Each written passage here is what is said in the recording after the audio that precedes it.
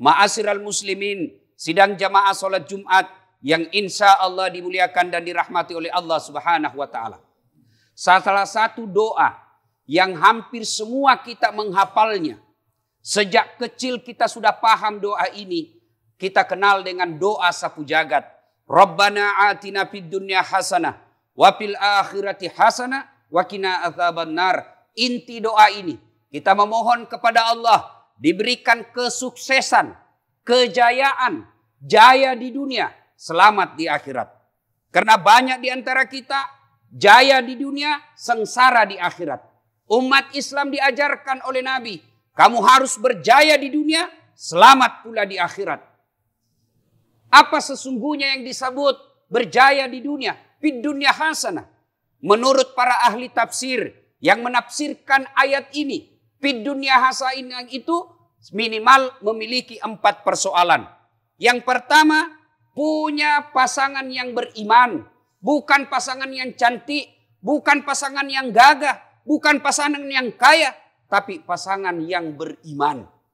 Betapa banyak orang sengsara hidupnya, berujung pada penjara di dunia. Kenapa? Karena pasangannya yang memberikan dorongan-dorongan yang menghasut. Yang kedua yang disebut selamat di dunia, memiliki anak yang soleh dan solehah. Berapa banyak orang masuk penjara karena anaknya yang dipenuhi seleranya yang di luar kemampuannya. Tidak jarang kita berkata, oh berapa lama kau sudah menikah, tidak punya anak, betapa sengsaranya hidupmu. Dan ketika kita ketemu dengan sahabat, berpuluh-puluh tahun kita tidak ketemu. Begitu kita ketemu, apa yang dulu kita tanyakan? Kita tidak tanya berapa isi saldonya, berapa Pak, berapa dia punya tabungan. Tapi biasanya kita tanya, berapa anakmu? Coba pancing orang yang pendiam. Begitu Bapak ketemu, dia jarang ngomong, tapi coba pancing bagaimana anaknya. Dia langsung semangat. Kenapa? Karena memang anak adalah buah hati kita. Anak yang soleh dan soleha adalah keselamatan kita di dunia.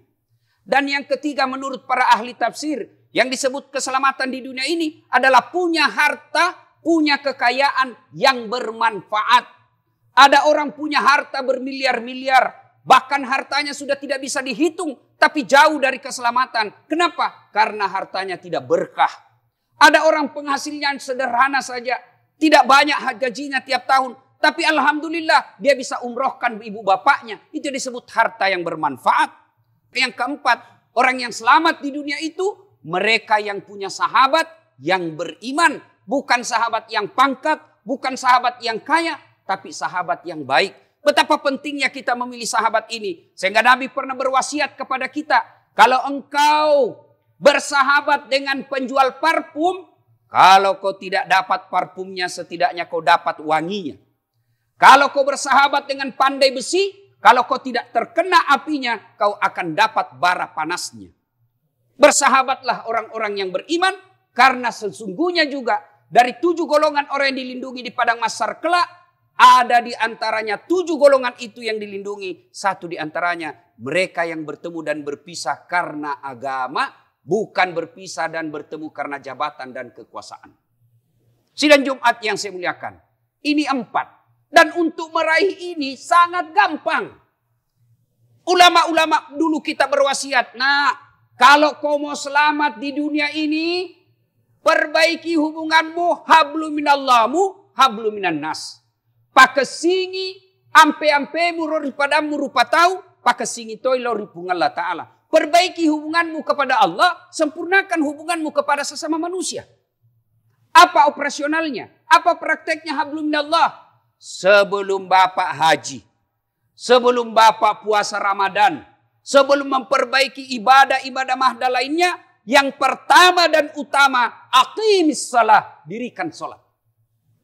Cerita mati orang mau selamat kalau dia tidak sholat, Pak. Biar dia bangun masjid, biar dia puasa Ramadan, tapi tidak pernah sholat, diajak bertobat, lalu dia tetap tidak mau sholat. Imam Syafi'i mendapatkan, menghukumkan kepada mereka ini, jangan kau sholati jenazahnya ketika dia mati. Meskipun dia bangun masjid. Tapi aneh bin ajaib buat kita. Ada orang rela mengorbankan sholatnya demi dunianya. Dari pagi dia pergi kerja, luhur tidak, Asar lepas, maghrib pun lepas, isya langsung tidur. Dia tidak sholat. Berapa penghasilannya 1 bulan? 5 juta. Lalu dia tinggalkan sholat. Inilah orang yang paling dungu. Ini yang selalu saya istilahkan, setengah mati cari dunia, setengah mati cari harta. Begitu dia lapar, sayang, dia beli nasi bungkus. Karena dia lapar cari nafkah, dia belilah nasi bungkus. Sayangnya setelah ada nasi bungkusnya, nasinya dia buang, bungkusnya dia makan. Itulah orang yang mengejar-ngejar dunia lalu melupakan sholat. Demi Allah, tidak ada kesuksesan dan kejayaan bagi mereka yang meninggalkan sholat. Bapak punya amal yang banyak, tapi ketika melalaikan sholat, Allah akan berkata kepada kita, Saad, ini puasamu 10 gunung, ini hajimu, ini kau umrahkan tetanggamu 10. Mana passwordnya? Mana barcode-nya?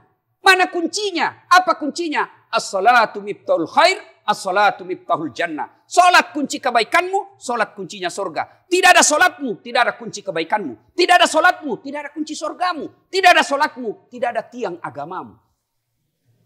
Bahkan Rasulullah SAW mengilustrasikan, andai saja salat ada dalam dirimu, maka sesungguhnya salat itu seperti kepala. Tentara berperang di medan perang, hilang kakinya, amputasi, masih bisa hidup. Polisi berhadapan terorisme, ditembak tangannya, lepas kedua belah tangannya, masih bisa hidup. Cabut kedua belah telinganya, masih bisa hidup. Ditusuk matanya, masih bisa hidup. Tapi pernahkah Bapak melihat ada orang lewat depan rumah tidak ada kepalanya? Itulah orang yang meninggalkan sholat. Mereka meninggalkan sholat itu sesungguhnya tidak ada nilainya di hadapan Allah Subhanahu wa Ta'ala. Betapa pentingnya sholat ini. Allah perintah puasa, ayat saja turun. Allah perintah haji, ayat saja turun. Allah perintah zakat, ayat saja turun. Tapi ketika Allah perintah sholat, tidak cukup ayat turun. Allah mengundang Rasulullah, dijemput oleh 4 malaikat. Untuk apa? Karena ini perintah penting. Presiden punya himbauan kepada gubernur, sifatnya tidak mendesak, cukup WhatsApp, email. Tapi ketika perintah itu penting, pengangkatan atau SK, tidak boleh dikirim. Harus datang yang bersangkutan untuk menerima. Kenapa? Ini perintah penting. Maka saudara-saudaraku, yang selama ini masih malas sholat, mudah-mudahan Jumat ini sholat kita mulai perbaiki. Yang banyak kita lihat, paling terlambat datang sholat Jumat, paling cepat pulang, khutbah dia tidur, tiba-tiba mau masuk surga. Coba lihat-lihat itu Pak. Hafal itu mukanya yang selalu terlambat sholat Jumat. Pasti dia juga itu yang paling cepat pulang. Coba lihat. Sholatnya hanya hari Jumat. Paling terlambat datang. Paling cepat pulang. Orang khutbah dia main WhatsApp. Apa yang Anda Bapak mau bawa? Mau bawa menghadap kepada Allah. Sholat main-main. Demi Allah. Tidak ada keselamatan bagi mereka yang mengabaikan sholatnya. Ketika Rasulullah SAW bertemu dengan iblis laknatullah alaih. Lalu iblis berkata, ya Muhammad, saya ingin sampaikan di antara umatmu yang menjadi sahabat saya. CS saya. Karib saya. Kata Nabi, siapa? Ada 10 Muhammad. Siapa mereka? Yang pertama dan utama. Pertama dan utama kata iblis. Siapa? Al-mutakhawilu bis sholat. Mereka yang menganggap enteng sholat. Maka jangan heran. Puasa, Bapak sanggup 30 hari. Umroh, kalau perlu setahun, 2 tahun, tiap 2 tahun pergi umroh. Setan tidak terlalu menggoda kita. Tapi begitu Bapak mau sholat, setan berupaya semaksimal mungkin untuk menggagalkan. Kenapa? Karena inilah puncak ibadah kita. Itu yang pertama, hablum minallah. Yang kedua, hablum minan nas. Sempurnakan hubunganmu kepada sesama manusia. Sebelum Bapak baik sama komandannya. Sebelum Bapak menghormati tetangga. Sebelum Bapak menghormati manajer, demi Allah yang pertama dan utama adalah ibu bapak kita yang kita kenal dalam agama birrul walidain, berbuat baik kepada kedua orang tua. Anehnya, kita lebih sopan kepada pejabat kita, kita lebih hormat kepada komandan kita ketimbang ibu bapak kita. Maka jangan heran, puluhan tahun kita cari nafkah tidak bisa lepas dari kredit. Kenapa? Karena ridhanya Allah kita tidak miliki. Saudaraku, Tidak penting sekolah ke luar negeri. Tidak penting kursus kiri kanan. Anda mau sukses, muliakan ibu bapak. Itu jaminan orang beriman. Ridha Allah fi ridal walidain. Ridanya Allah tergantung ridanya orang tua. Murkanya Allah tergantung dari murkanya orang tua. Ketika bapak pergi bekerja, ketika adik-adik sekalian pergi kuliah atau pergi cari nafkah, lalu kita berkata, "Mak, doakan saya, selamat saya perjalanan, berkah segala penghasilanku." Lalu ibu kita mengatakan amin, itu arasnya Allah bergetar.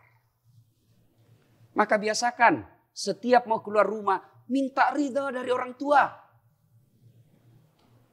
Tapi kita lebih senang minta ridha sama tim sukses, sama kepala daerah, daripada orang tua.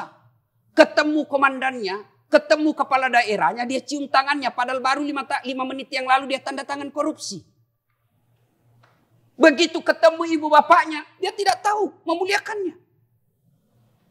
Buka sejarah perjalanan para orang-orang sukses. Wali-waliullah, mereka sukses dan diangkat harkat martabatnya. Satu di antaranya karena memuliakan ibu bapaknya. Ada 3 perintah Allah. Serangkai namanya, Pak. Artinya apa? Perintah satu tidak diterima apabila perintah rangkaiannya tidak diamalkan. 1, 3 perintah rangkai itu. Aqimis salah wa atus zakat. Dirikan solat, bayar zakatmu. Orang yang mendirikan solat tidak bayar zakat, solatnya ditolak. Demikian juga sebaliknya. Perintah serangkai yang kedua. Atiullah wa atiur rasul. Taat kau kepada Allah, taati rasulnya. Taat kepada Allah, berkhianat kepada rasul, ditolak taatnya kepada Allah.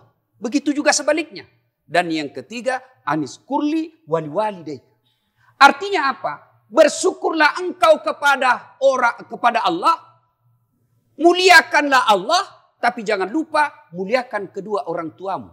Imma yablughanna indakal kibra ahaduhuma aw kilahuma fala taqul lahumā uff wa la tanharhuma wa qul lahumā qawlan karima. Ini perlu kita cermati baik-baik.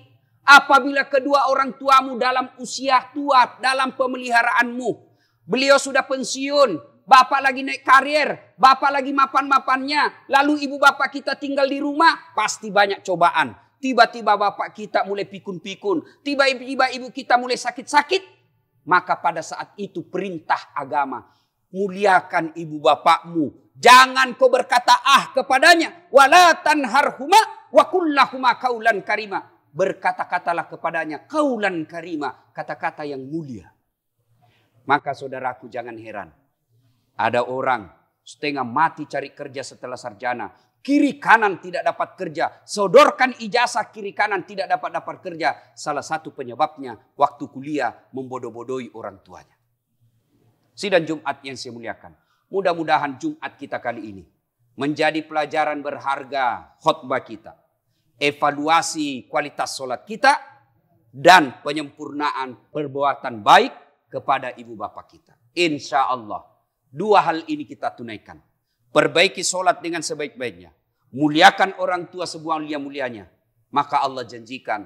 Maqamam mahmuda. Saya angkat derajatmu. Derajat di dunia. Insya Allah selamat di akhirat. Semoga ada manfaat. Lebih dan kurangnya mohon dimaafkan. Nun wal kalami misrun. Billahi fisabilil haq. Barakallahu li walakum wa izza'izil mu'minin. Innahu huwal ghafurur rahim.